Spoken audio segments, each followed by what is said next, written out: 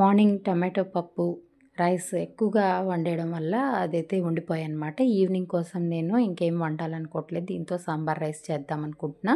దానికోసం ముందుగా మూకుడులో పోపు వేసేసాననమాట. ఆవాలు, జీలకర్ర, ఎండుమిరపకాయ, పచ్చిమిరపకాయ, కరివేపాకు వేసేసి, తర్వాత పప్పును కూడా వేసేసి, దాంట్లో కొద్దిగా సాంబార్ పొడి, ఒక పలావ్ ఆకు కూడా వేసాననమాట.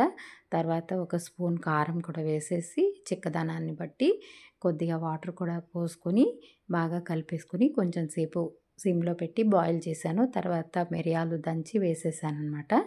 ఇవన్నీ బాయిల్ అవుతుంది. కొంతసేపు బాయిల్ అయిన తర్వాత ఫ్లేవర్ మనకి బయటకు వస్తూ ఉంటుంది కదా, అప్పుడైతే మనం పొద్దున్నే మిగిలిన రైస్ని చేత్తో చిదిమేసి గడ్డలు లేకుండా ఆ రైస్ని ఇందులో వేసుకొని కలిపేసుకోవాలి.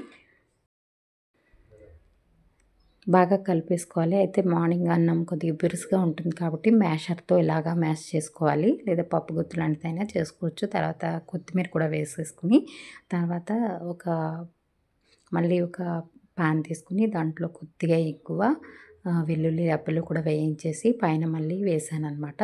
ఇవన్నీ వేసి బాగా మిక్స్ చేసేసి సిమ్లో పెట్టి కొంచెంసేపు ఉంచినట్టయితే చూసారు కదా, ఇలా కన్సిస్టెన్సీ దగ్గరికి అయిపోయిందనమాట.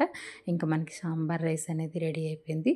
ఇప్పుడు మనం సర్వ్ చేసుకోవడమే. ఇప్పుడు నేను బయట నుంచి అయితే మేము తీసుకొని మిరపకాయ బజ్జీలు అయితే తీసుకొచ్చాను అనమాట. ఉల్లిపాయలు, మిరపకాయ బజ్జీతో ఈ సాంబార్ అన్నాన్ని సర్వ్ చేశాను. ఎలా ఉందో మీరు కామెంట్ రూపంలో తెలియచేయండి.